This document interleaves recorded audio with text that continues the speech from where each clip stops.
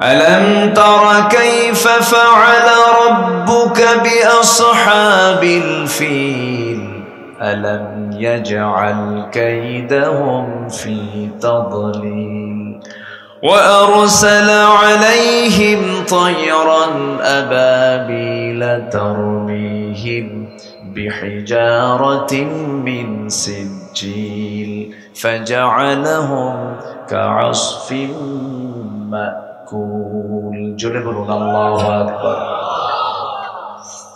3 লাইনে সূরা শেষ। ছোট্ট সূরা, বিশাল বড় প্রাণী, আবার ছোট্ট একটা প্রাণী পিঁপড়া, আর সূরা হলো বিশাল বড়। সূরা ফিল সবার মুখস্থ আছে, কিন্তু সূরা নামল কি সবার মুখস্থ আছে? ছোট্ট পিঁপড়া, সূরাটা কি বড়, আর বিশাল বড় প্রাণী হাতি, সূরাটা আল্লাহু আকবার। এই হাতি নামক সূরার ভিতরে আল্লাহ পাক বিমান সৃষ্টির তথ্যের মধ্যে ঢুকায় দিয়েছেন। যেরকম সুবহানাল্লাহ। আল্লাহ তাআলা আজ থেকে ১৫০০ বছর আগে আবাবিল নামক বিমান পাঠিয়ে দিয়েছিলেন। তয়রান আবাবিল, মাতার মানে হলো বিমান, যেখানে বিমানটা নামে এয়ারপোর্টকে মাতার বলা হয়। আমার বন্ধুগণ, তয়রান মানে হলো বিমান। সেই বিমানটার নামও বলেছেন ওয়া আরসালা আলাইহিম তয়রান আবাবিল। ওই জালিম বাদশাকে প্রতিহত করার জন্য মহান রব্বুল আলামিন, তার ঘরকে সংরক্ষণ করার জন্য মহান রব্বুল আলামিন আবাবিল নামক বিমান পাঠিয়ে দিয়েছিলেন। কি বিমান? এটা কিন্তু কোনো প্যাসেঞ্জার বিমান নয়, যাত্রীবাহী বিমান নয়, এটা হলো জঙ্গি বিমান। কি বিমান? যুদ্ধ বিমান। এই যুদ্ধ বিমানে কোনো প্যাসেঞ্জার থাকে না। এই যুদ্ধ বিমানের ভিতরে আল্লাহ রাব্বুল আলামিন 2টা করে বোমা দিয়েছেন। কয়টা? 2টা করে বোমা দিয়েছিলেন। সেই বোমার নাম মহান রব্বুল আলামিন কোরআনে কোট করেছেন, তারমিহিম বিহিজারাতিম মিন সিজ্জিল। সিজ্জিল নামক ছোট্ট ছোট্ট 2টা বোমা ওই বিমানের মধ্যে ছিল। সেই জায়গা থেকে বিমান হামলা করে, বোমা হামলা করে, সিজ্জিল নামক বোমাগুলো তারমিহিম নিক্ষেপ করে ওই জালিম বাদশা আব্রাহার হস্তি বাহিনীর উপরে মহান রব্বুল আলামিন সব পাঠায়া দিয়া তাদেরকে চিবানো ভুসির মতো। দেখবেন গরুটা যখন বসে বসে ঘাস খায়, সে চাবায়। কি করে? চাবায় চাবায় চাবায়। ওই চিবানো ঘাসটা, চিবানো ভুসি যখন সে ফেলে দেয়, যেমন হয়ে যায়, আল্লাহ রাব্বুল আলামিন ওই সমস্ত জালিম গোষ্ঠীকে চিবানো ভুসির নাই তাদেরকে শেষ করে দিয়েছেন। জোরে কোন আল্লাহু আকবার। সূরা ফিলের ভিতরে বিমানের কথা আছে না নাই? বোমার কথা আছে না নাই? হামলা কেমনে করতে হয়, বিমান হামলা উপর থেকে গুলো নিক্ষেপ করতে হয়, এগুলো সমস্ত সিস্টেমগুলো, পদ্ধতিগুলো ১৫০০ বছর আগে জানিয়ে দিয়েছেন। তিনি আমার কে? তিনি আমার কে? আল্লাহ। আমার বন্ধুগণ, আবার পিঁপড়ার কথা আসছে, আবার মৌমাছির কথা আসছে। সূরাতুন নাহল নামে একটা সূরা আল্লাহ রাব্বুল আলামিন নাযিল করেছেন, ওয়া আওহা ইলান নাহলি আনিত্তাখিযি মিনাল জিবালি বুয়ুতা। আমি মৌমাছিকে ওহী দিলাম, মৌমাছি বাসা বানাবা কোথায়? গাছের ডালে। বাসা বানাবা কোথায়? বিভিন্ন বড় বড় রাজপ্রাসাদের, বড় বড় প্রাসাদের ছাদের কোনায় তুমি বাসা বানাবা। সুন্দর করে বাসা বানায়া গোটা দুনিয়ার সমস্ত ফুল ফল থেকে রসগুলো তুমি তোমার পেটের মধ্যে তুলে নিবা। আমাদের স্টমাক হলো একটা, আর প্রত্যেকটা মৌমাছির পেটের মধ্যে মহান রব্বুল আলামিন স্টমাক রেখেছেন 2টা করে। একটা হলো তার পেটে খাবার ক্ষুধা চাহিদা মেটানোর জন্য, আরেকটা হচ্ছে হানি স্টমাক, মধু সংরক্ষণ করার জন্য। যেরকম সুবহানাল্লাহ। তাহলে বান্দার অসুখ না হোক, বান্দার সুস্থতার জন্য যে ওষুধটা তৈরি করা হয়েছে আল্লাহ পাক বেছে নিয়েছেন হলো মৌমাছির পেট। সুবহানাল্লাহ বলবেন না? কিসের পেট বলেন? মৌমাছির পেটে এই মধুটা প্রসেসিং হয়। সে রসগুলো মুখে নিয়ে পেটের মধ্যে তোলে, এরপর পেটের মধ্যে কি হয়? প্রসেসিং হওয়ার পর, এটা তৈরি হওয়ার পর এটা মৌচাকে এসে সুন্দর করে মৌচাকের মধ্যে ঢেলে ফেলে। আল্লাহু আকবার বলেন। আর সেই মধুর ভিতরে ভেজাল ঢুকায় কে? আলহামদুলিল্লাহ। খুব ভালো না? আল্লাহ রোগ দিয়েছেন, রোগের ঔষধও দিয়েছেন, কিন্তু সেই ঔষধটা নষ্ট করলো কে বলেন? মানুষ তো রোগী হবে। আল্লাহ বলছেন শারাবুন মুখতালিফুন আলওয়ানুহু ফীহি শিফাউন লিন-নাস ইয়াখরুজু মিন বুতুনিহা, তার পেট থেকে বের হয় বিভিন্ন রং বেরঙের এই জুস পানীয়, যার মধ্যে আমি আল্লাহ মরা রোগ ছাড়া মৃত্যু রোগ ছাড়া সব রোগের ঔষধ রেখে দিয়েছে। আল্লাহু আকবার বলে। 1 পাউন্ড মধু তৈরি করতে 450 মৌমাছিকে 20 লক্ষ ফুলে ভ্রমণ করতে হয়। 450 মৌমাছিকে 20 লক্ষ ফুলে ভ্রমণ করতে হয়, 14 লক্ষ কিলোমিটার তাকে জার্নি করতে হয়। কি কথা কি বুঝতেছেন আপনারা? বলেন তো 1 পাউন্ড 1 কেজি মৌমাছি থেকে তৈরি হওয়া মধুর দাম আমার কতই দিই? ধরেন সর্বোচ্চ 2000 টাকা কেজি হতে পারে। আর সেই 1 পাউন্ড মধু তৈরি করতে আল্লাহ তাআলা 450 ওয়ার্কার মৌমাছিকে আল্লাহ রাব্বুল আলামিন 20 লক্ষ ফুলের কাছে পাঠিয়ে দিচ্ছেন। আল্লাহু আকবার। সেই মধুর ভিতরে যদি কেউ ভেজাল ঢুকায়, ওর ফাঁসি কি একবার দরকার না বারবার দরকার? একবার দরকার না বারবার দরকার? এরকম সব নিয়ামত, সবই নিয়ামত। তো আম একটা নিয়ামত। দিনাজপুরের কি আসতে কয় মানে জানি না আপনারা, দিনাজপুরের কি লিচু। একটা লিচুর দাম 10 টাকা পিস। কম কথা? আমি নিজে কিনে খাইছি তো। 1000 টাকা সব আছেন এরকম বড় বড় একদম এত সুন্দর। কি বেদেনা নাকি কি বলে? এবার সিজন আসলে পরে পাঠিয়ে দিবেন আমার জন্য। বলে গেলাম কিন্তু বেদেনা লিচু 1 পিসের দাম হলো 10 টাকা, 100 লিচু 1000 টাকা। ওর মধ্যে কি রস! এই রসটা পৃথিবীর কেউ কি করে দিয়েছে? কে দিয়েছেন বলেন? কে করে দিয়েছেন? লিচুর ফ্লেভার দিয়ে বানায়, বাচ্চারা খায়, অন্য সময়ে খায়, ফ্লেভারটা হয়, কিন্তু আসল ফ্লেভার কি হয়? এটা কে দিয়েছেন? আল্লাহ দিয়েছেন। এই যে রসের মাস আল্লাহ রাব্বুল আলামিন গ্রীষ্মকাল দিলেন, এই যে সামার ভ্যাকেশন চলে আসবে, কাঁঠালের রস, আমের রস, লিচুর রস, জামের রস, এই যে আল্লাহ রাব্বুল আলামিন হাজারো ফলমূল দিয়েছেন। কেন দিয়েছেন? বান্দা তোমার দেহে যেন কোনো রোগ বাসা না বাঁধে। জাম দিলাম তোমার ব্লাড লেভেলটা যেন ঠিক থাকে। কাঁঠাল দিলাম এত পরিমাণ প্রোটিন, যেটাই হলুদ খাবার সেটাই মজবুত খাবার। কিন্তু এই সমস্ত খাবারের ভিতরে যারা জার্ম ঢুকাবে, যারা ভেজাল করবে, তাদেরকে ফাঁসি হওয়া দরকার, একবার না বারবার। মারাত্মক গুনাহ, এটা মারাত্মক গুনাহ। খাদ্যে ভেজাল যে দেবে সে জনতার, মানুষের শত্রু, মানবতার শত্রু, আল্লাহর শত্রু। সে কত কি করে, খাবারের মধ্যে কি ঢুকায় দেয়। এই যে তরমুজ নাকি, তরমুজ কি নিয়ামত আল্লাহ পাকে। লাল টকটকে তরমুজ কি সুন্দর, যেটা পাকে ভালো। আবার কিছু তরমুজ আছে বেশি লাল হয় না, কিন্তু লাল হয় না দেখে মিষ্টি যে নাই তা না, মিষ্টি আছে, জাতটা ভিন্ন। করে কি ওটাকে লাল করার জন্য সিরিজ ঢুকায় দেয়। আছে না বলেন? কত বড় অন্যায় এটা, কত বড় অন্যায়। সম্মানিত ভাইয়েরা, যদি পৃথিবীতে কারো ওজন ঠিক থাকে, মাপ ঠিক থাকে, আদালত ঠিক থাকে, তার জন্য জান্নাতও ঠিক থেকে যাবে। এটা মাথায় রাখবেন। আমরা কারো হক নষ্ট করব না। যার যে প্রাপ্য তা আমরা বুঝিয়ে দেব, আল্লাহ আমাকে জান্নাত বুঝায় দিবেন। আর এগুলো যারা ভঙ্গ করে তারা হলো মুনাফিক। তারা কি বলেন? মুনাফিক। মুনাফিক নিয়ে আমার আজকে আলোচনা। আমার দেশে তো মুনাফিক নাই। আমার দেশে মুনাফিক আছে? কেউ কি কয় ভাই আমি মুনাফিক? কেউ কয় এরকম কথা কয়? মুনাফিক বেটাও কয় তুই তো মুনাফিক, মানে ও নিজে মুনাফিক হয় না। মুনাফিক কিন্তু কেউ নিজে বলে না যে আমি মুনাফিক। কিন্তু মুনাফিক কে বলেন? কে বলে দেন? আল্লাহ বলে দেন। কারা মুনাফিক? আল্লাহ পাক সুন্দর করে বিভিন্ন জায়গায় মুনাফিকদের চিত্রায়িত করেছেন। এক জায়গায় না, বহু জায়গায়, বহু জায়গায়। দেখেন সূরা বাকারার শুরুতে আল্লাহ রাব্বুল আলামিন মুনাফিকদের কিছু কথা তুলে ধরেছেন। আমরা যে ইবাদতগুলো করি, ইবাদতগুলো কি কবুল হওয়ার দরকার আছে না? বলেন তো, কবুল হওয়া দরকার। ইবাদতগুলো যেন কবুল হয়, সেই জাতীয় আমল আমাকে আপনাকে করতে হবে।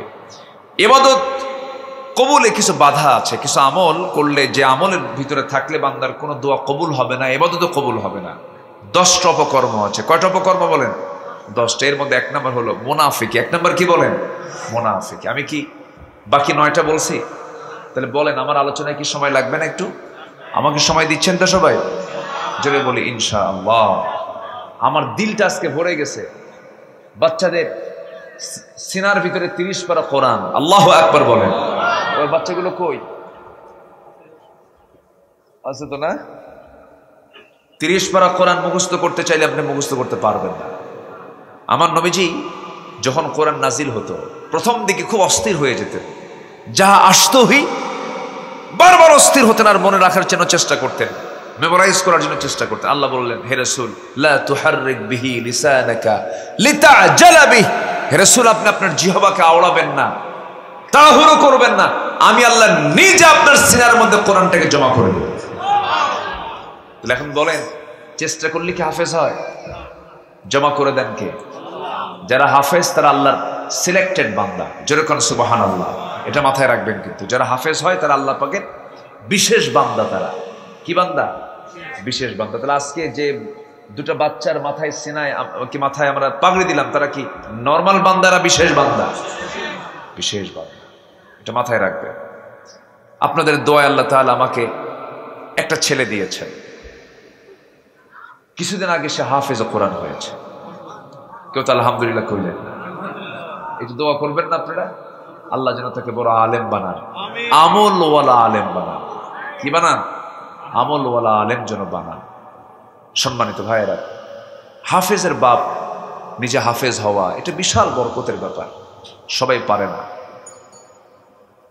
এবং আমার বিশ্বাস, যার সিনার ভিতরে 30 পারা কোরআন থাকে, তাকে যদি সঠিক নার্সিং করা যায়, ঝরে পড়ে আমার দেশে বাচ্চারা ঝরে পড়ে, পরিবেশ পায় না, নষ্ট হয়ে যায় অনেক সময়। যার সিনার মধ্যে 30 পারা কোরআন তুলতে পারে, সে পৃথিবীর সকল জ্ঞান তার সিনার মধ্যে তুলতে পারবে। এটা মাথায় রাখবে। ডক্টর মুরসি মিশরের প্রেসিডেন্ট ছিলেন, শহীদ, তিনি হাফেজ ছিলেন।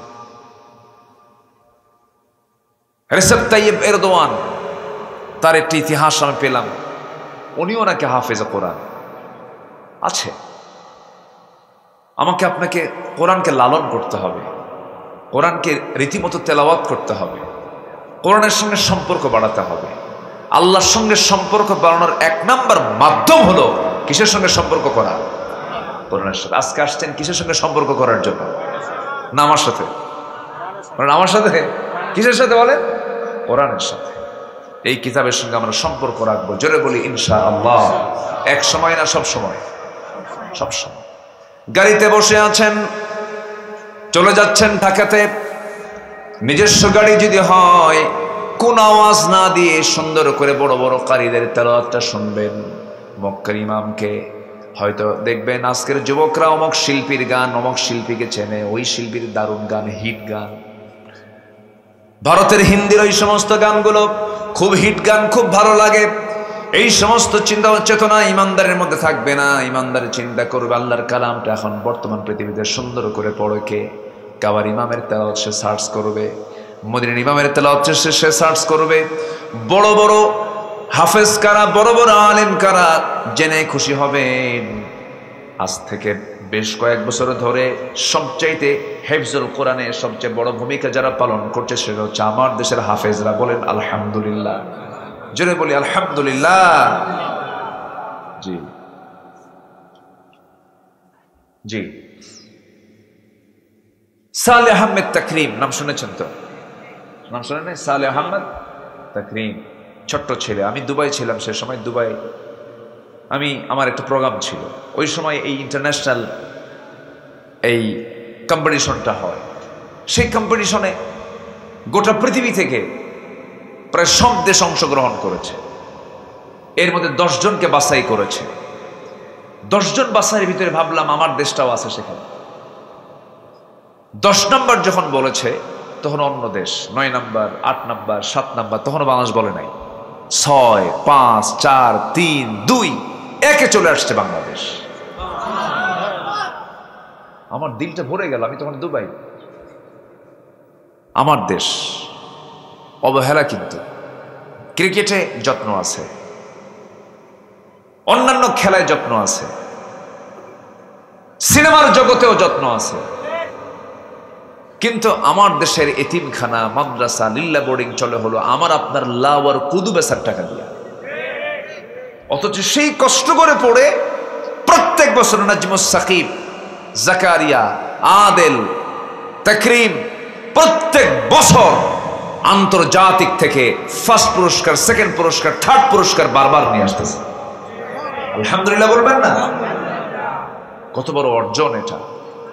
আমরা ওই সমস্ত হাফেজদের তেলাওয়াত মাঝে মাঝে শুনবো। আপনি জানেন, গান, একটা গান বারবার শুনলে পরে ভাল লাগে না। পৃথিবীর অন্যান্য মিউজিকের কোনো আওয়াজ হয়তো আপনার কাছে মজা লাগতেছে, সেই মজা হলো দাউদ আর সুলকানির মতো। চুলকানি যখন হয় খুব মজা লাগে, চুলকাতে মজা লাগে, কিন্তু চুলকানি যখন থামে তখন কি হয়? কি হয়?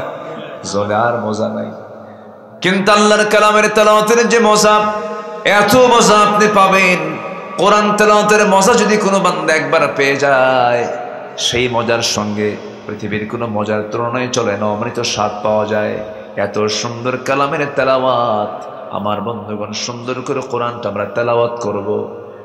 মুনাফিকরা নামাজের মধ্যে মজা পায় না, মুনাফিকরা কোরআনের মধ্যে মজা পায় না, শুধুমাত্র তারা আনুষ্ঠানিকতা সম্পন্ন করে, কিন্তু যারা ইমানদার তারা নামাজের মধ্যে মজা পেয়ে যায়। নামাজের মধ্যে ইমাম যত সূরা লম্বা করে, ইমানদারের দিল তত তাজা হয়ে যায়। আমি গত 2 বছর আগে মদিনায় রমজান মাসে কিয়ামুল লাইল পড়ছিলাম। তারাবি শেষ হওয়ার পরে সেহরির একটু আগ দিয়ে কিয়ামুল লাইল শুরু হয়ে যায়। 2 রাকাত নামাজে দাঁড়ালাম নবীজির রওজার সেই মদিনা শরীফে, মদিনা মুনাওয়ারায় নামাজে দাঁড়ায় গেলাম। নামাজ আদায় করতেছিলাম। 2 রাকাত নফল নামাজ ইমাম সাহেব পড়ালেন। 2 রাকাত নামাজ শেষ করতে সময় লেগেছে মাত্র 39 থেকে 40 মিনিট। কেউ তো আলহামদুলিল্লাহ কইলেন না? আমার দেশে যদি কোনো ইমাম যদি 2 রাকাত নামাজ পড়তে নিয়ে যদি 40 মিনিট সময় লাগায়, বলবে হুজুর আপনার তো কাম নাই। কি ঠিক কিনা? আমার তো কাম আছে। কিন্তু ইমানদার যে নামাজের মধ্যে মজা পায়, তার নামাজ যত লম্বা হবে তার কাছে তত তৃপ্তিদায়ক মনে হবে, খুব মজা পাবে সে। এই জন্য নামাজ যত লম্বা হবে, ইমানদারের মজা তত বেশি হয়ে যাবে। আমার নবীজি ফজর নামাজ এবং এশার নামাজকে লম্বা করতেন, আর বেশি লম্বা করতেন তাহাজ্জুদের নামাজটাকে। নফল নামাজে রাসূল যখন দাঁড়াতেন, এমন সময় চলে গেছে গোটা রাত ধরে মাত্র 2 রাকাত নামাজ শেষ করেছেন মুহাম্মদ সাল্লাল্লাহু আলাইহি ওয়াসাল্লাম। পা লেগে যেত, হাঁটু ফুলে যেত, কপাল ফুলে যেত, চোখের পানিতে নামাজ ভিজে যেত, চোখের পানিতে কাঁদতে কাঁদতে অস্থির হয়ে যেতেন, নড়াচড়া বন্ধ হয়ে যেত। শুধুমাত্র একটাই কারণ, সেটা হলো কার কাছে মাফ চাওয়া?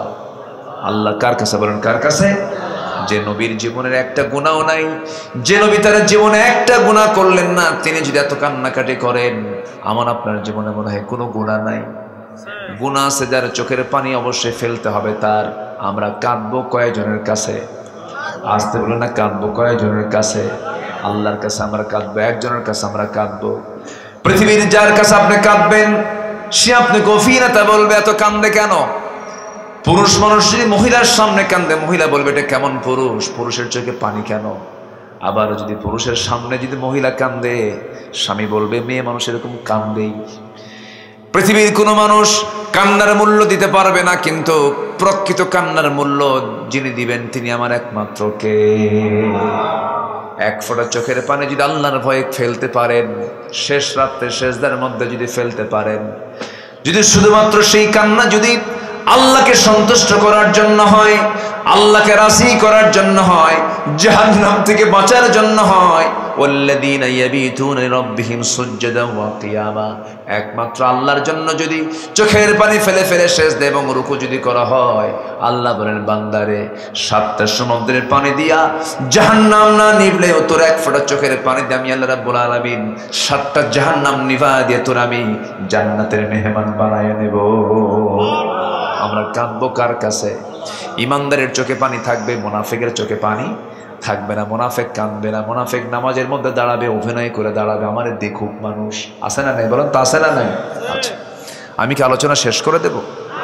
তো নড়েন কেন, চড়েন কেন, ওঠেন কেন, বসেন, বসেন। শেষ করে দেব? কারো কোনো আপত্তি আছে নাকি আপনাদের? একটু সময় দেন, আমি তো কেবল একটা পয়েন্ট ধরলাম। আমাদের ইবাদত কবুল হয় না 10টা কারণে। কয়টা কারণে বলেন? ইবাদত কবুলের বাধা হলো 10টা। এক নম্বর অপকর্ম হচ্ছে মুনাফিকি। কি বলেন তো? মুনাফিকি। মুনাফিকির 1 নম্বর পরিচয় হলো কথা আর কাজ একরকম না দুই রকম? একরকম না দুই রকম? আমার দেশের যারা নেতৃত্ব দিয়েছে বিগত 54 বছর, ওদের কথা আর কাজকে একরকম না ভিন্ন রকম? তো সবচেয়ে বড় মুনাফিক কারা ছিল বলেন? ওরা। সোজা কথা, কোনো ভোগীচোগী নাই, কোনো ভোগীচোগী নাই।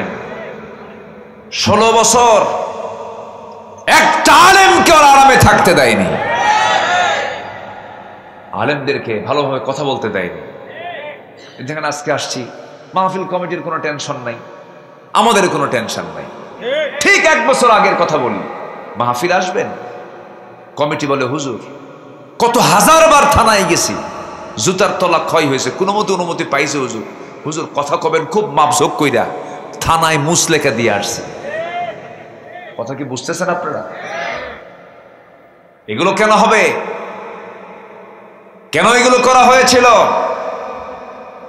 মাহফিলের মঞ্চে বসলে পরে কথা বলতে দিত না, নেতা দিয়া মানে মঞ্চ ভরা, ডানে বামে কিরামন কাতিবিন বসা,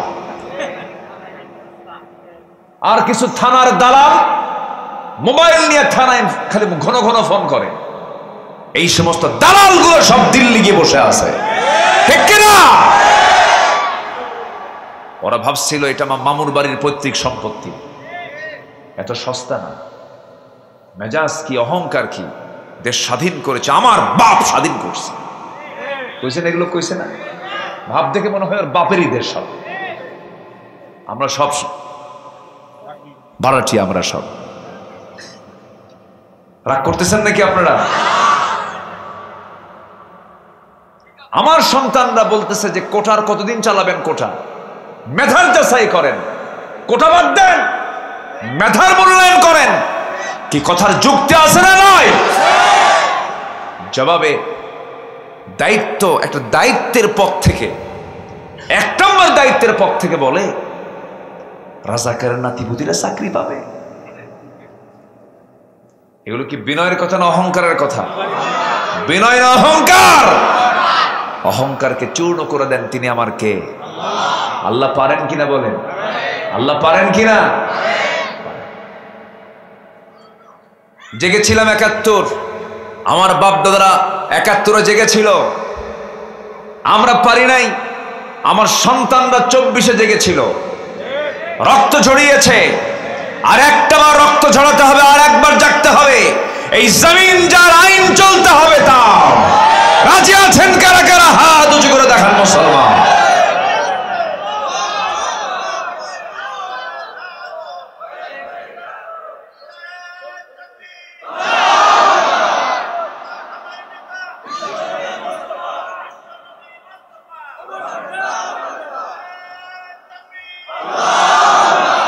আল্লাহ কবুল করুন, জোরে বলি আমিন। আমাদের নেতার কি অভাব আছে নাকি? আমাদের নেতা কয়জন বলেন? কয়জন? কিন্তু বিগত 16 বছর কর্মী ছিল বেশি, ছিল না নেতা বেশি ছিল? সব নেতা। রাস্তার মোড়ে মোড়ে বিশাল সাইনবোর্ড, ব্যানার, প্যানা। কি আমি কি ভুল বলতেছি? ঈদুল ফিতরের শুভেচ্ছা যা আছে সব দিয়া যা, ঠিক কিনা? এগুলোই চালিয়ে ছড়া। যা কামাই করছিল ভালো কথা, দেশেই রাখো, চুরি করছো দেশেই রাখো, সব পাচার করে সব নিয়ে চলে গেছে। ওরা জানে যে আমরা থাকতে পারবো না, জানে তো।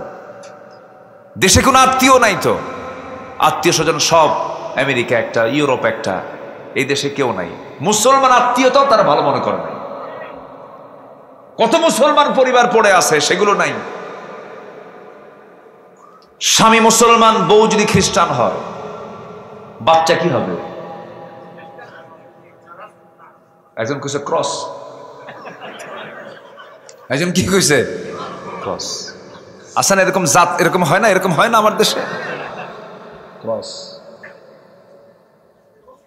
ইসলামের দৃষ্টিতে আল্লাহ পাক কোরআনে বলছেন, ওয়ালা তানকিহুল মুশরিকাত হাত্তা ইউমিননা, যতক্ষণ ঈমান না এনেছে ততক্ষণ তোমার বিয়ে করা যাবে না। বিয়ের পূর্ব শর্ত হলো উভয়কে কি হতে হবে?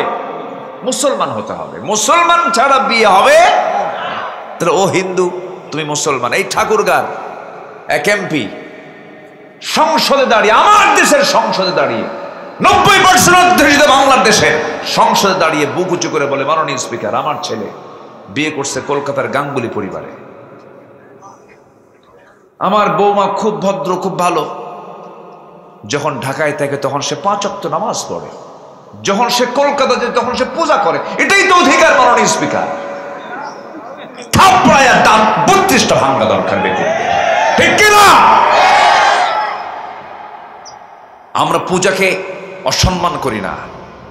হিন্দু ভাইদের পূজা তারা করবে, করুক, কোনো গালিও দেব না। লা তাসুব্বুল আসনাম, কোন মূর্তিকে গালি দিতে মানা করেছেন মুহাম্মদ সাল্লাল্লাহু। তাদের ধর্ম তারা পালন করবে, কোনো সমস্যা নাই। কিন্তু আমি কেন প্রশংসা করব? মা দুর্গা গজে চড়েছেন, ফসল উন্নতি হয়েছে।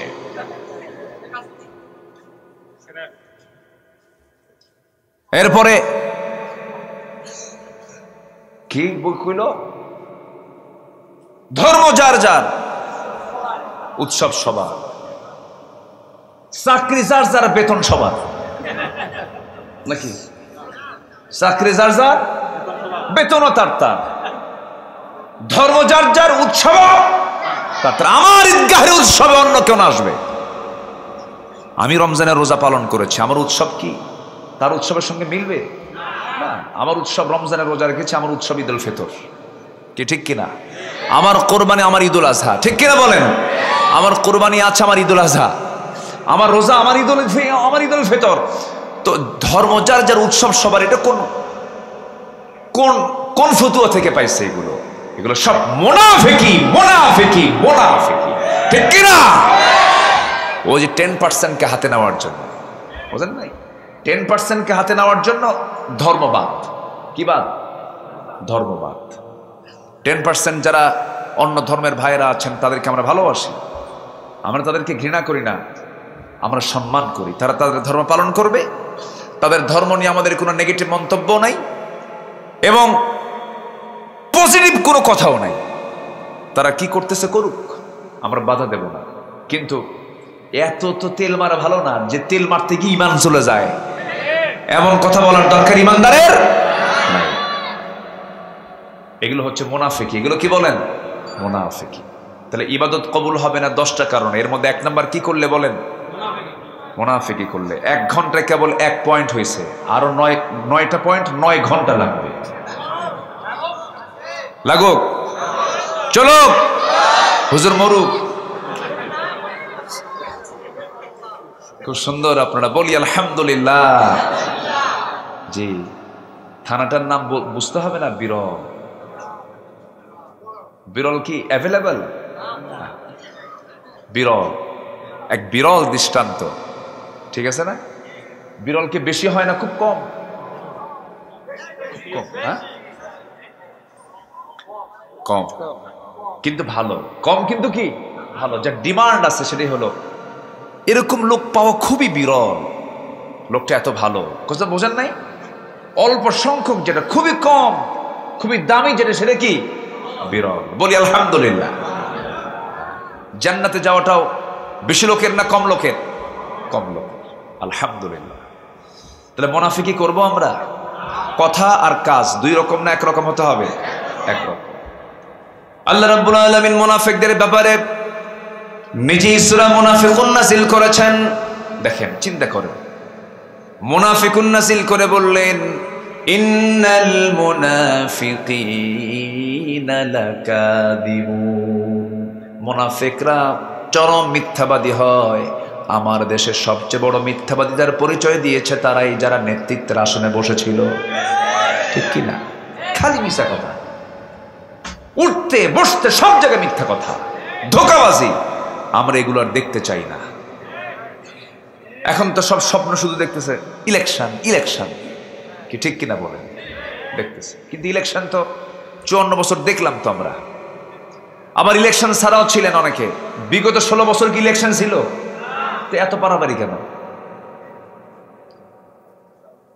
এর আগে আমাদের এই রংপুরের চাচা, কি জানেন না আপনারা, উনিও তো ছিলেন, ছিল ইলেকশন ছিল, বহুদিন ইলেকশন ছিল না। যে লোকটা আসছে নামটাও খুব বরকতের নাম, কি কথা বল, নবীর নামে নাম। বিপদে পড়লে কোন দোয়া, কোন দোয়ার নাম কি বলেন? আচ্ছা, আবার এই দেশ যখন চরম বিপদে কোন লোকটা আসছে বলেন? কথা বলছেন, বেচারাটা ভালোই কথা বলে। কিন্তু আমরা এটাও বলবো, এদেশের মানুষ কিন্তু সব সহ্য করবে, ইসলামের বিরুদ্ধে একটা কথা যদি কেউ বলে ছাড় দেবে না, ঠিক কিনা? নারী সংস্কারের নামে পতিতাকে আপনি প্রমোট করবেন, এটা মানবে না জাতি, এটা কখনো মানবে না। আমার নারীর সম্মান পতিতা নয়, আমার নারীর সম্মান হচ্ছে মা। আল্লাহু আকবার বলেন। আপনি পতিতার এবং প্রস্টিটিউশন নিয়ে আপনি একটু গবেষণা করে দেখেন। এই দেশে 1 লক্ষ পতিতা আছে, ধরেন 1 লক্ষ, সংখ্যা এরকমই আসছে, 1 লক্ষ পতিতা আছে। এটাকে শ্রমিকের দাম দিতে হবে, এটা বলা হচ্ছে, বলতেছে এটাকে শ্রমিকের দাম দিতে হবে। তাদের কি আর কোনো পেশা থাকার কথা ছিল না? আপনি একটু খোঁজ নিয়ে দেখেন, এই 1 লক্ষ পতিতা যারা লাইসেন্স নিয়ে যারা পতিতাবৃত্তি করছে, তার ম্যাক্সিমামই হলো অপহরণের শিকার, তারা বাস্তবতার শিকার, ব্ল্যাকমেইলের শিকার, প্রতারণার শিকার তারা। এবং অধিকাংশই, তাদের অধিকাংশই কেউ এই পথ নিজের ইচ্ছায় বেছে নেয় নাই, বাধ্য হয়েছে তারা। এগুলো কি স্টাডি করা দরকার, এগুলো বোঝা দরকার। আমার মাকে আমি উলঙ্গ দেখতে চাই না, আমার মাকে আমি এত সস্তা দেখতে চাই না। আমার মার সঠিক মূল্যায়ন আমরা দেখতে চাই, আমার মার সঠিক অধিকার আমরা দেখতে চাই, ঠিক কিনা? সেটা বোন হিসাবে, স্ত্রী হিসাবে, মা হিসাবে, মেয়ে হিসাবে ইসলাম প্রত্যেকটা অধিকার 16 আনা দিয়েছে। জোরে বলেন সুবহানাল্লাহ। একটা নারী সারা জীবন রাজরানী, আল্লাহু আকবার বলেন। মায়েরা কি মাহফিল আছে নাকি? সারা জীবন মেয়েরা কি চাকরানী না রাজরানী? বলেন বলেন বলেন। কিন্তু পশ্চিমারা নারীকে বানাতে চায় চাকরানী, কিন্তু সারা জীবন নারী ইসলামের দৃষ্টিতে হলো রাজরানী। পুরুষের আয় আছে, ব্যয় আছে, নারীর আয় আছে কিন্তু ব্যয় নাই। কি আল্লাহু আকবার বলেন। এখানে আলেম ওলামা আছেন। পুরুষের আয় আছে, ব্যয় আছে, নারীর আয় আছে, ব্যয়। ধনীকে বলেন, ধনীকে মহিলা, সেই ধনীর নিজের দেহ বেঁচে খেতে হবে, আস্তাগফিরুল্লাহ। আর তার জন্য পতিতাদেরকে শ্রমিকের মর্যাদা, তাদের সংস্কারের নামে এই বেহাপনার জন্য প্রমোট করা হবে। এটা জাতি মানবে না, মানবে না, মানবে না, মানবে না, মানবে না, ঠিক কিনা? এটা মানবে না। আমার মার দাম কত? রাসূল বললেন, তোমরা কি জানো জান্নাত কোথায়? রাসূল বললেন, জান্নাত হলো মার পায়ের নিচে। জোরে বলেন সুবহানাল্লাহ। আমার মায়েরা, আমার ভাইয়েরা, হয়তো বলবেন, যদি অনেকে যুক্তি দেখান এই সমস্ত প্রস্টিটিউশন গুলো না থাকলে পরে মেয়েদের স্বাধীনতা বিপন্ন হবে, পুরুষরা, কিছু কিছু পুরুষরা পাগলের মতো মানুষের বাড়িতে বাড়িতে ঢুকে পড়বে। ভুল কথা। পর্দার সিস্টেমটা চালু করে দিয়ে দেন, বেহাপনাগুলো বন্ধ করে দেন, পর্নো সাইটগুলোকে সম্পূর্ণ ক্লোজ করে দেন। আমেরিকার দিকে তাকান, কে বলেছে শান্তি আছে? আমেরিকার মানুষ শেষ জীবনে পাগল হয়ে যায়, মানসিক রোগী সেখানে বেশি। যখন মানুষের বয়স 70-60 যখন পার হয়ে যায়, সে দেশে সবগুলোকে বৃদ্ধাশ্রমে রেখে আসে। কোনো বুড়ো মানুষের কোনো দাম নাই। তারা অর্ধেক পাগল হয়ে যায়, একটা মানুষ ধ্বংস হয়ে যায় দুইটা দিকে। একটা হচ্ছে মাদকাসক্ত যখন হয়ে পড়ে, আবার যখন পর্ণাসক্তিতে সে যখন জড়িয়ে পড়ে, এই সমস্ত নীল পর্ণে, এই সমস্ত পর্নোগ্রাফি দেখে হাজারো যুব সমাজকে নষ্ট করে ফেলছে তারা। সেই দেশে কোনো শান্তি নাই। যুবকরা নোংরামির দিকে যাবে না। পর্ণাসক্তি যখন তোমার মধ্যে চলে আসবে, তখন তোমার দেখতে হবে তোমার দেহটা নষ্ট হয়ে যাবে, ফ্রন্টাল সেলগুলো নষ্ট হয়ে যাবে, স্মৃতিশক্তি নষ্ট হয়ে যাবে, আকাম কুকামে যাওয়া যাবে না, সেজদার মধ্যে পড়ে থাকবে। সময়গুলো সুন্দর করে, প্রপার টাইমগুলো, সময় সুন্দর করে সময়টা বেছে নিবা, রোজা রাখবে, নামাজটা রেগুলার করবে, সৎসঙ্গ সবসময়ের জন্য তুমি তালাশ করবে, একাকী নীরবে একটা ঘরের মধ্যে থাকবে না, অসুস্থ সময় পার করবে না। এবং তুমি ভাববে আমি সকাল পেয়েছি, সন্ধ্যার মধ্যে আমার মরণটা হতে পারে, আবার সন্ধ্যা পেয়েছে সকালের মধ্যে আমার মরণটা হতে পারে। এমন সেন্স, এমন পরিবেশ, এমন এনভায়রনমেন্ট তৈরি করে তুমি তোমার জীবনকে সাজাও, দুনিয়াও তোমার জন্য সফল, আখিরাতও তোমার জন্য সফল। কষ্ট দিচ্ছি মনে হয় কথাগুলো বলে। কথাগুলো কি বলার দরকার আছে বাবারা? নোংরামি করতে যাবে না। তুমি কি জানো, তুমি মোবাইল দেখতেছো, আল্লাহ তোমাকে দেখতেছেন।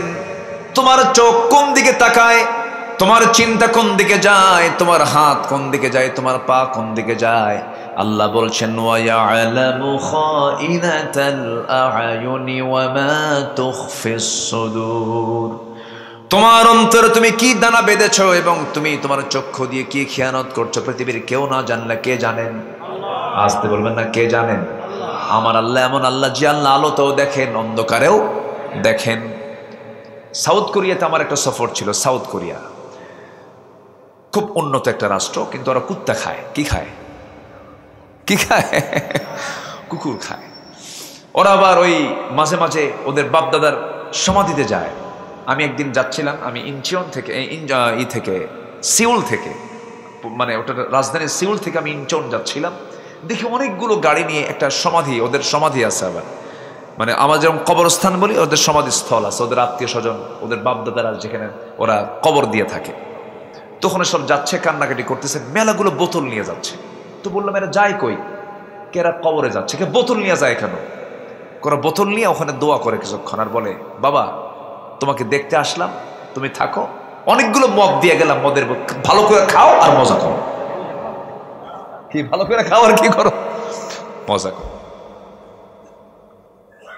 তোরা আল্লাহকে, ওরা ভাবে যে আল্লাহ মনে হয় শুধু আলোটাই দেখে, অন্ধকার দেখে না। আমার দেশের এক প্রবাসী রমজান মাসে রোজা রাখছে। তো ওই দেশের এক বৌদ্ধের অধীনে চাকরি করে। বৌদ্ধ বলে তুই কাজ করিস না কেন? আমি একটু রোজা আছি তো, একটু দুর্বল, আমারে মাফ কর। রোজা কি? না খেয়ে থাকা। কেন তুই না খেয়ে থাকিস কেন? আল্লাহ আমারে মানা করছে। তোর আল্লাহ না খেয়ে থাকতে কয় কি? না, সারা বছর না, 1 মাস। কতক্ষণ থেকে কতক্ষণ? কে শেষ রাতে খাবো, সন্ধ্যা ইফতার করবো। কি তাই? তো না খেয়ে থাকিস, এটা কেমন কথা? না, আল্লাহ আমারে মানা করছে, এই জন্য আমি না খেয়ে আছি। তাই?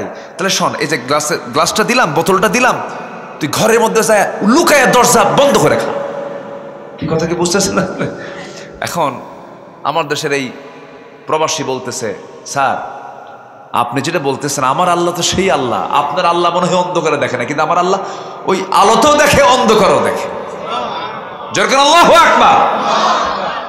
এখন বুদ্ধের ধারণা সে চেঞ্জ হয়ে গেছে। সে বলতেছে তাই তোমার আল্লাহ তো তাহলে খুব মজবুত আল্লাহ, যে আল্লাহ তোমাকে আলোতেও দেখে, অন্ধকারেও দেখে, আর তোমার সে আল্লাহর ভয়ে সুযোগ আছে দরজা লাগায় খেতে পারবা, তাও খাও না, আল্লাহর ভয়ে খাও না।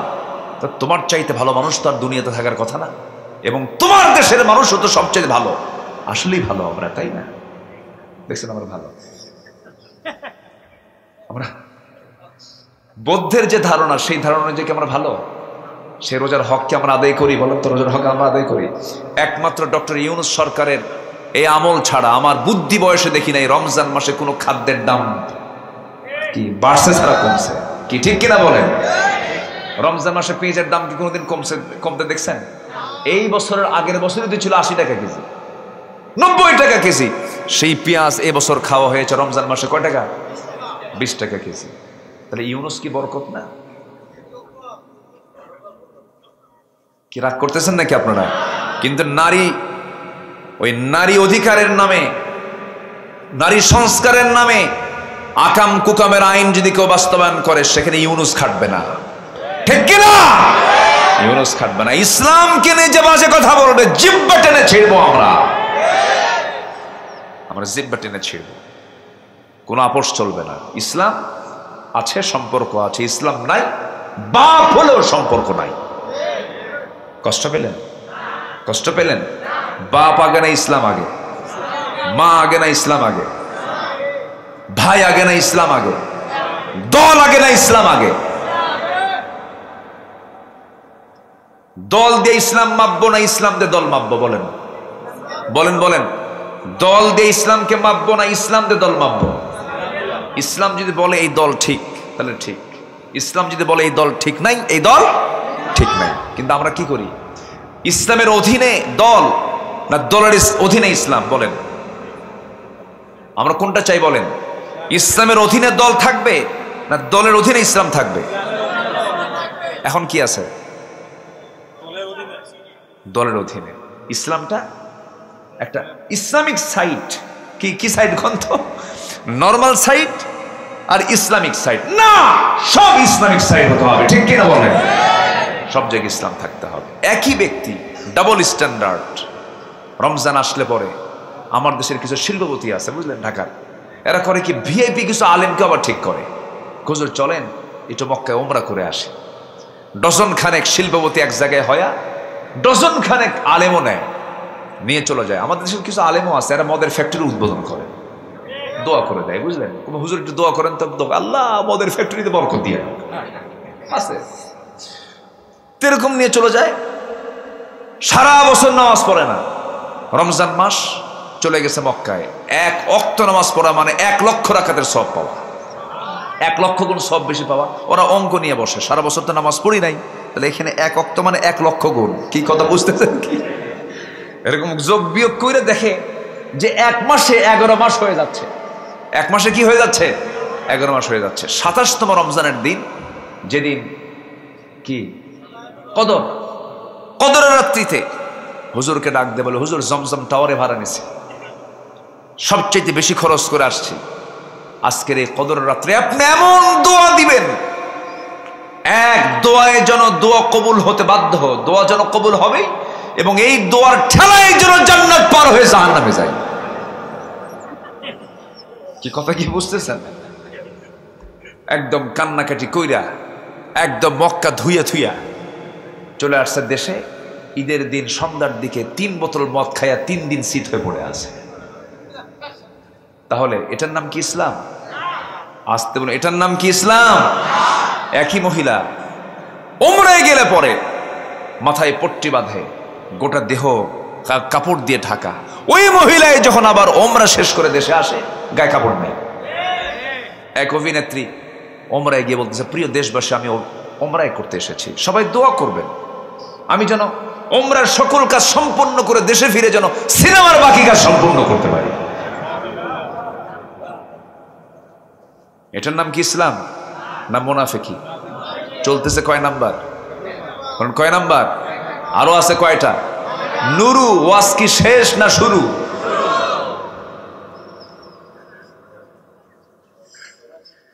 আমার বন্ধুগণ, মুনাফিকি করা যাবে না। মুনাফিকের জন্য জাহান্নামটা বড় ভয়ঙ্কর। জাহান্নাম, আল্লাহ পাক তাদেরকে জাহান্নামের তলদেশে দিয়ে দিবেন। ইন্নাল মুনাফিকিন ফিদ দারকিল আসফালি মিনান নারি ওয়ালা তাজিদ লাহুম নাসীরা। মুনাফিক, আমার নবীর পিছনে নামাজ পড়েছে এমন একটা মুনাফিকের নাম এখন মনে হয়ে গেল। আমার নবীর পিছনে ইক্তেদা করেছে, চোখের পানি ফেলে ফেলে কেঁদেছে, সুন্দর পোশাক পরেছে, রাসূলের সঙ্গে সুন্দর সম্পর্ক ছিল, কিন্তু সে ছিল মুনাফিক। সে ইহুদিদের সঙ্গে প্যাঁচ লাগাতো। এই যে ইসরায়েলের ইহুদিরা আছে না, এই ইহুদি কিন্তু মদিনায় ছিল। মদিনার চতুর্পাশে ইহুদিদের বনু নাজির, বনু কুরাইজা সবাই ছিল। এদের সঙ্গে মুনাফিকরা প্যাঁচ লাগায় লাগায় দিয়া বদর যুদ্ধে উস্কায় দিয়েছে, উহুদ যুদ্ধে উস্কায় দিয়েছে। এই মুনাফিকরা যুদ্ধ লাগায় দিয়েছে। আব্দুল্লাহ বিন উবাই এই মুনাফিকদের সর্দার, তার ছেলে ছিল একজন ভালো সাহাবী, খুব ভালো সাহাবী তিনি ছিলেন। মুনাফিক মারা গেল, এবার সাহাবী তার ছেলে ভালো সাহাবী ছিলেন, নবীর কাছে এসে বলছেন, হুজুর আমার বাপটা মুনাফিক আমি জানি, আমার বাপ মারা গেছে, কিন্তু আমার বাপ তো হয়, আপনি তাকে মাফ করে দিয়েন। রাসূল বলছেন, আমার সাহাবী তুমি কি বলতে চাও বলো। হুজুর আমার বাপ তো মারা গেল, সে তো মুনাফিক ছিল, কিন্তু আমি বরকতান আমি আপনার কাছে একটা জিনিস চাই, কি আপনি আমার বাবার জন্য কাপড়ের জন্য আপনার একটা জুব্বা আমি চাই, জুব্বাটা দিবেন নাকি?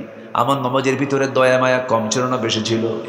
বেশি ছিল। জুব্বা একটা বের করে দিছে, জুব্বা নিয়ে চলে গেছে, গোসল করায়া দিয়া ছেলেটা সাহাবী ভালো সাহাবী ছিলেন, বাবার প্রতি দরদ রেখে গোটা গায়ে আমার নবীজির জুব্বাটা পড়ায়া দিয়া জানাজার আয়োজন করার সময় এখন আস্তে করে নবীর সামনে এসে বলছে, হুজুর আমার বাপ তো হয়, কি করব, আপনি যদি পারতেন আমার বাবার জানাজা পড়ায় দিতেন। রাসূল বলেন, ঠিক আছে, তুমি আমার সাহাবী, তোমাকে মানা করি কেমনে, যাবো, যাও।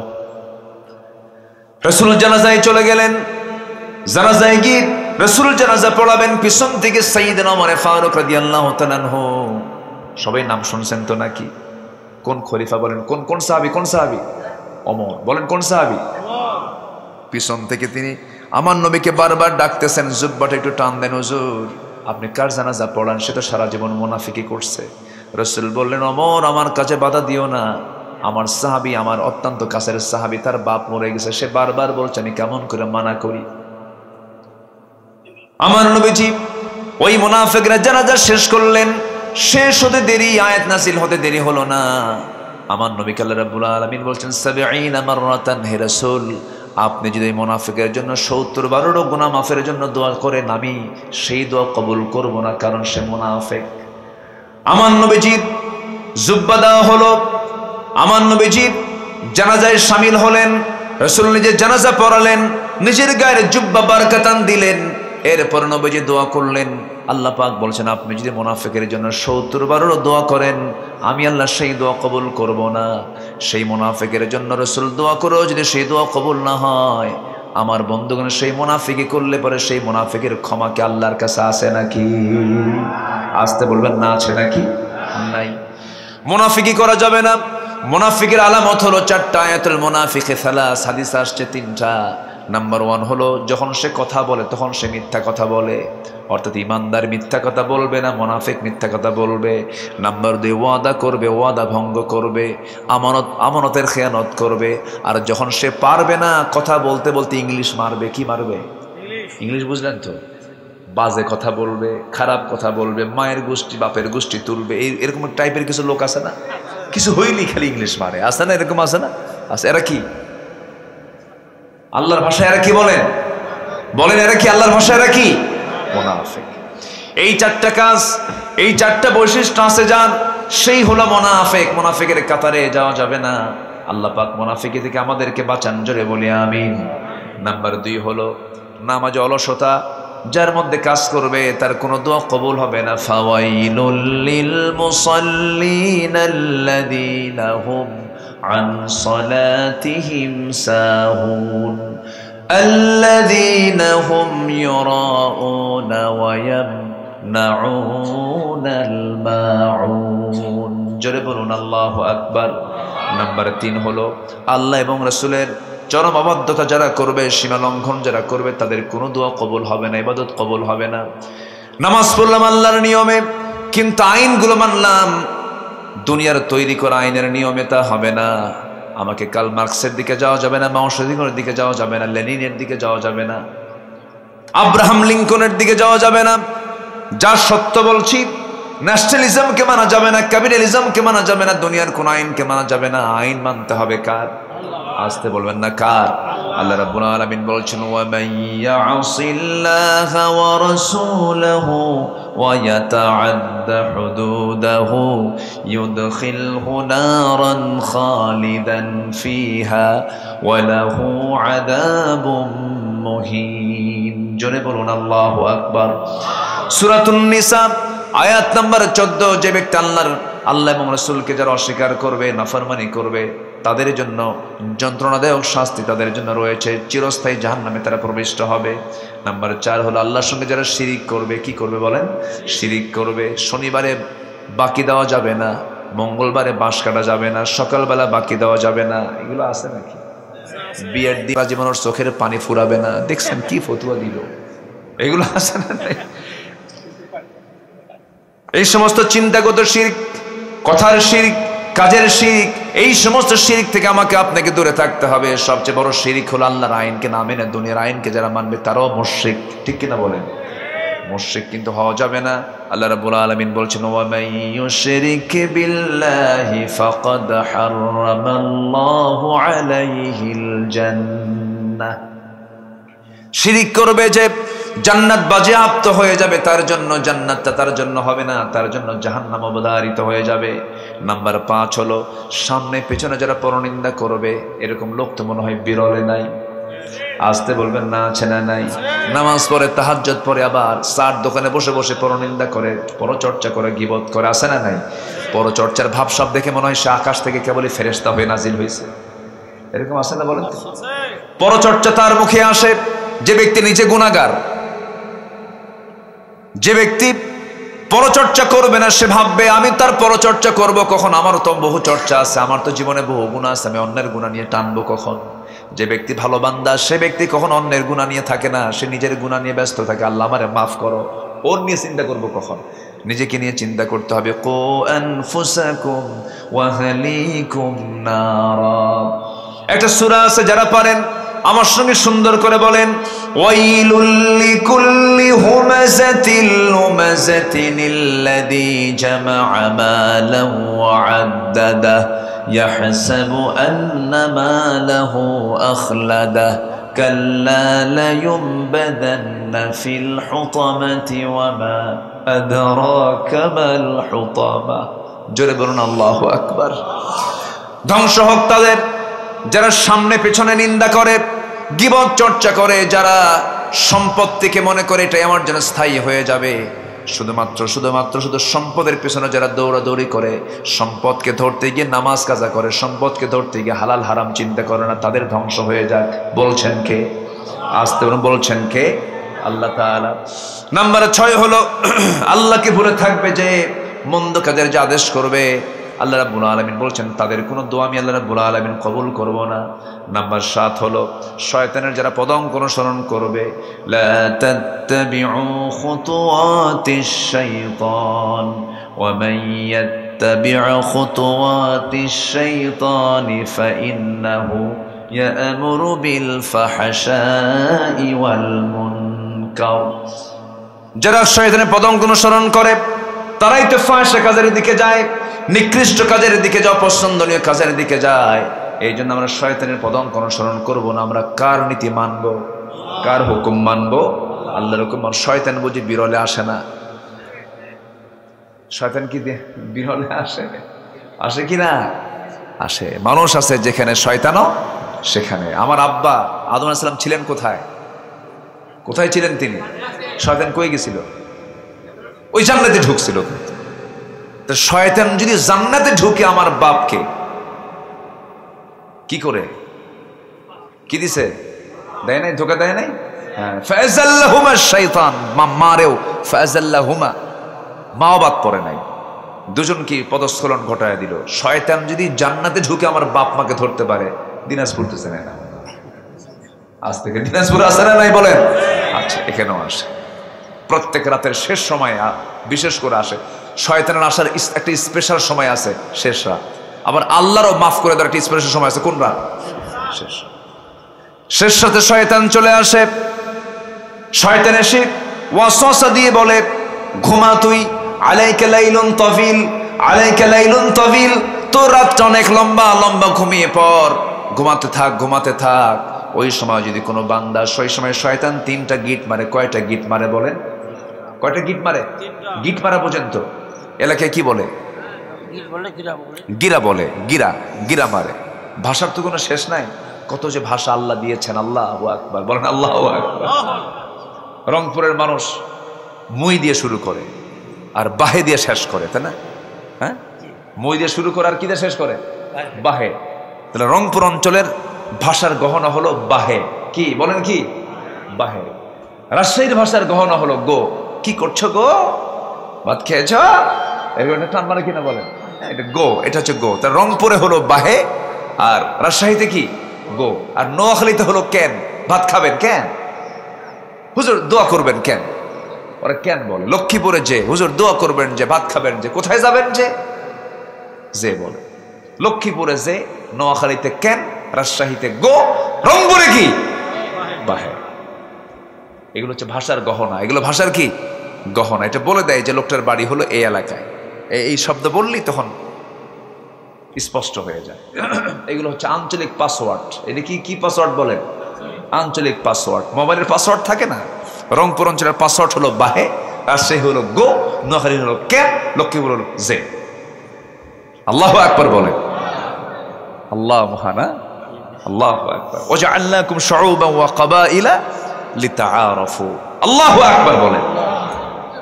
তো কত কথা থেকে কত দিকে চলে যায়। তাহলে শয়তান কয়টা গিট মারে? 3টা গিট মারে। এই 3টা গিট যদি কেউ ছুটাতে চায়, তাহলে আগে ওই বান্দা যদি কষ্ট করে বিছানা থেকে উঠে যদি বলে, কি বলে, ঘুম থেকে ওঠার দোয়া কি বলেন? আলহামদুলিল্লাহিল্লাযী আহইয়ানা বা'দা মা আমাতানা ওয়া ইলাইহিন নুশুর। যখন বলে উঠবে, একটা গিট ছুটে যাবে, ওযু বানাবে, 2টা গিট ছুটে যাবে, বান্দা হেঁটে হেঁটে মসজিদে গিয়ে নামাজ শুরু করবে, 3 নম্বর গিটও ছুটে যাবে। 24 ঘন্টা শয়তান সেই বান্দার কাছে আর ওয়াসওয়াসা করতে পারে না। যেরকম সুবহানাল্লাহ। এই 3টা আমল করবেন কারা কারা? হাত তোলেন দেখি, জোরে বলি আল্লাহ।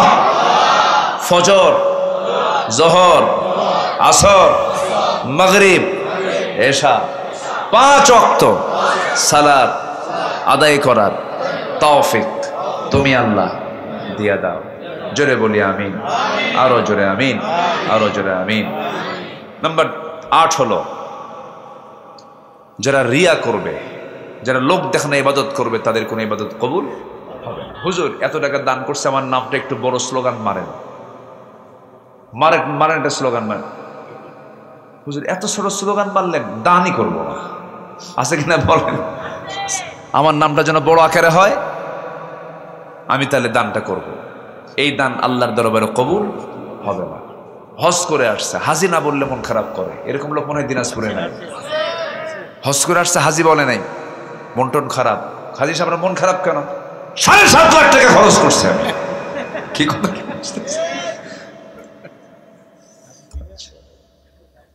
শেষ, তার কোনো দোয়া কবুল হবে না। নাম্বার 9 হলো কুফরি করা। কি করা বলেন তো? কুফরি করা। কুফরি কিন্তু শুধু কাফের করে না, অনেক মুসলমান পরিচয়ধারী অনেক লোক কুফরি করে ফেলে।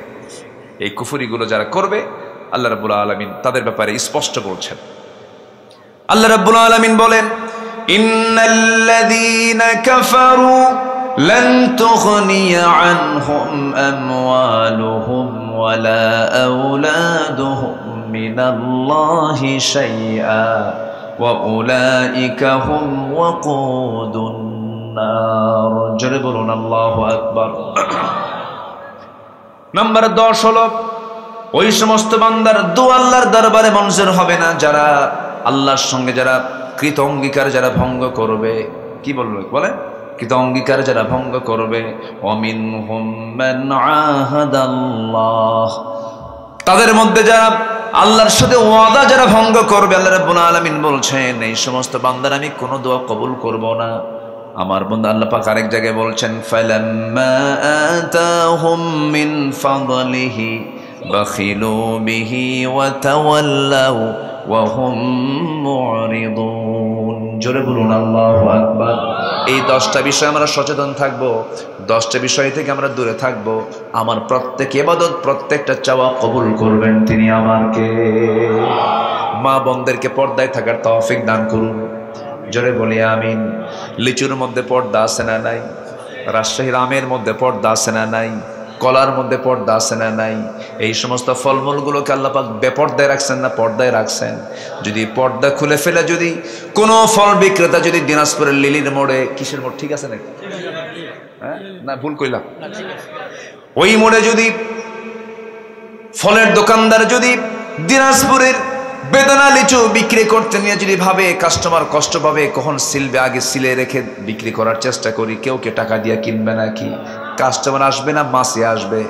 কোন মাছি? মৌমাছি। মৌমাছি মৌমাছি বেপর্দায় বসে না। মৌমাছি কোন মাছি বসবে? যেটা খাবারেও বসে, আবার পিছে সারে যেটা ওটাতে বসে। কি কথা কি বুঝতেছেন আপনারা? বেপর্দা মানেই নাপাক। বেপর্দা মানে কি? নাপাক। বেপর্দা মানে অসুখ। বেপর্দা মানে কি? অসুখ, অশান্তি, শান্তি হবে না। এই জন্য একটা পর্দাশীলা নারীর দাম কত? একটা পর্দাশীলা নারী সমাজে অনেক মূল্যবান। তারা মা বোনকে পর্দায় রাখবেন, অপসংস্কৃত আগ্রাসন থেকে দূরে রাখবেন, মিডিয়া থেকে চেষ্টা করবেন। অপসংস্কৃতি তো মারাত্মক, তো এদের স্রোতটা খুব মারাত্মক। এই স্রোতে টিকে থাকা খুব কঠিন, খুব কষ্ট করে টিকে থাকতে হবে। আল্লাহ রাব্বুল আলামিন সবাইকে বোঝার তৌফিক দান করুন। আল্লাহ পাক আমার এই এলাকার মা বোনদেরকে বোঝার তৌফিক দান করুন, ইসলামকে মেনে চলার তৌফিক দান করুন। স্বামীকে সম্মান এবং প্রত্যেক স্বামীকে তার স্ত্রীর ন্যায্য অধিকার পূরণ করার তৌফিক দান করুন। জোরে বলি আল্লাহুম্মা আমিন। মন চাচ্ছে আরো কথা বলি, কিন্তু সময় তো চলে যাচ্ছে খুব বিদ্যুৎ বেগে। আমি খুবই চেষ্টা করতেছিলাম যে আমি একটু শর্ট করে বলবো, কিন্তু পারছিলাম না। অনেক রাতও হয়েছে, 10টায় উঠলে ভালো হতো। আমার আবুল কাশেম ভাই তিনি আলোচনা করেছেন, যতটুকু হয়েছে আমরা বলে ফেলি আলহামদুলিল্লাহ। আপনার তো এক রাত, আমার তো সব রাত। আমাকে সব জায়গায় অ্যাটেন্ড করতে হয়। আমাদের কোনো অসুখ বিসুখ হলেও কমিটি বিশ্বাস করে না। হুজুর আবার অসুখ হয়? ডাক্তারের যদি কোনো অসুখ হয়, কিন্তু এটা কোন ডাক্তার যে সে নিজেই রুগী? এরকম মনে করে মানুষ। তো যেতে হবে, আমাকে যেতে হবে, আপনিও বাড়ি যাবেন। তার আগ দিয়ে লোকজন খুব কম। তো লোকজন যেহেতু কম, তাহলে বেশি লোকের হক আমাদের আদায় করার দরকার আছে না নাই বলেন তো? বেশি লোক হলে যে হকটা আদায় করা দরকার ছিল, সেই হকটা আমরা আদায় করব। মাদ্রাসায় থাকার জন্য একটা ভবন, একটা ঘর খুব প্রয়োজন। রাসূল বলেছেন একটা এতিমকে যে লালন করবে, আমি এবং সে এতিমের তত্ত্বাবধায়ক, কাফিলুল ইয়াতীম, জান্নাতের মধ্যে 2 নখের দূরত্ব অবস্থান করবে। ইল্লা আনতা আস্তাগফিরুকা ওয়া আতুবু ইলাইকা। চিৎকার মেরে বলি, ইয়া আল্লাহ, আমার জীবনের সগীরা কাবীরা, ছোট বড় সব গুনাহ তুমি আল্লাহ মাফ করে দাও। জোরে বলুন ইয়া রাব্বাল আলামিন। আপনি দোয়া করেন। হ্যাঁ জি, আল্লাহুম্মা আমিন। ربنا ظلمنا أنفسنا وإن لم تغفر لنا وترحمنا لنكونن من الخاسرين لا تزغ قلوبنا بعد إذ هديتنا وهب لنا من لدنك رحمة إنك أنت الوهاب।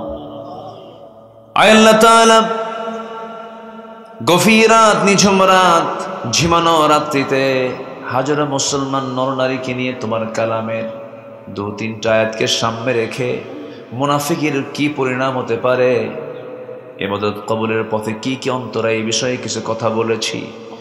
তোমার কালামের সৌন্দর্য উপস্থাপন করার চেষ্টা করেছি। সে শান্তে সে কাঙ্গাল ভিখারির মতো 2টো হাত পেতেছি। আল্লাহ, গুনার দিকে নজর দিও না। বান্দা মনে করে তামাম জিন্দেগীর সমস্ত গুনাহগুলোকে মেহেরবানি করে মাফ করে দাও। জনম দক্ষিণী মা যার বিদায় নিয়েছেন, জিন্দেগীর গুনাহগুলো মাফ করো, কবরগুলোকে জান্নাতের টুকরা বানায়া দাও।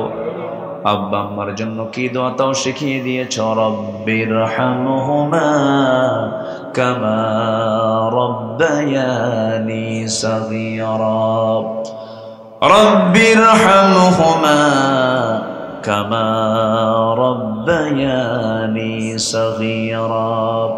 আল্লাহ তাআলা বিশেষ করে মাহফিলটার আয়োজন করলেন, যারা শোনার জন্য দূর দূরান্ত থেকে কষ্ট করে আসছেন, যারা বৈরাভর মাঝে এই মাহফিলকে কিয়ামতের দিন সবার জন্য নাজাতের মাধ্যম তুমি আল্লাহ বানাইয়া দিও। আল্লাহ তাআলা মাদ্রাসা থেকে কবুল করে নাও। শিক্ষক ছাত্রদেরকে তুমি আল্লাহ দয়া করে কবুল আর মঞ্জুর করে নাও। যারা যা চাওয়া তুমি আল্লাহ পাওয়া করে দাও। যার যার সমস্যা তুমি আল্লাহ সমাধান করে দাও। রোগাক্রান্তকে রোগ মুক্ত করো, ঋণগ্রস্তকে ঋণ মুক্ত হওয়ার তৌফিক দিয়ে দাও। এক কথায় যার যার সমস্যা তুমি আল্লাহ দয়া করে সমাধান করে দাও। দুনিয়া থেকে কোন দিন বিদায় নেব জানি না, ডান হাতে আমলনামা না আসা পর্যন্ত মরণ দিও না আল্লাহ। মরতেই যখন হবে তুমি আল্লাহ শহীদে মত কপালে জুটায়া দিও। ফিলিস্তিনকে বাঁচাও, কাশ্মীরকে বাঁচাও, 180 কোটি মুসলমানের জন্য একটা ওমর তুমি আল্লাহ পাঠায়া দাও। মুসলমানদের বাইতুল আকসা তুমি আল্লাহ মুসলমানদের হাতে তুলে দাও। দুনিয়া থেকে কোন দিন বিদায় নেব জানি না, ডান হাতে আমলনামা না আসা পর্যন্ত মরণ দিও না। এই মাহফিলটা বাস্তবায়ন করতে গিয়ে কত সময়, কত শ্রম, কত অর্থ খরচ করতে হয়েছে আল্লাহ। যারা যেভাবে এই মাহফিলকে সহযোগিতা করলেন, সকল সহযোগিতাকে তুমি আল্লাহ নাজাতের কারণ বানায় দিও আল্লাহ। যেদিন দুনিয়া থেকে বিদায় নেব, টেনে হেঁচড়ে ঘর থেকে বের করে দেবে, ঘর থেকে বের করে গোসল করায় দিয়া, কাপড় চোপড় খুলে নিয়া, খোলা কাপড় পরায়া দিয়া, সেলাইবিহীন কাপড় পরায়া দিয়া আমাকে টেনে হেঁচড়ে কবরের দিকে নিয়ে চলে যাবে, কবরে শোয়া দেবে। 24 ঘন্টা যাবে না মাথার চুলগুলো খসে খসে পড়বে, 3 দিন যাবে না চামড়াগুলো গলে গলে পোকার পেটের খাবার হয়ে যাবে। মাত্র 7টা দিন পেটের নারী ভুঁড়িগুলো চোখ মুখ কান নাক দিয়ে বের হওয়া শুরু হয়ে যাবে, কিম্ভূত কিমাকার চেহারা হয়ে যাবে। মাত্র 3টা মাস কবর খনন করে যদি দেখা হয় কয়েকটা হাড় ছাড়া কিছুই পাওয়া যাবে না আল্লাহ। সে অন্তিম সময়ে যখন চলে আসবে, জবানে জারি করে দিও লা ইলাহা ইল্লাল্লাহু মুহাম্মাদুর রাসূলুল্লাহ। আসসালামু আলাইকুম ওয়া রাহমাতুল্লাহি ওয়া বারাকাতুহু।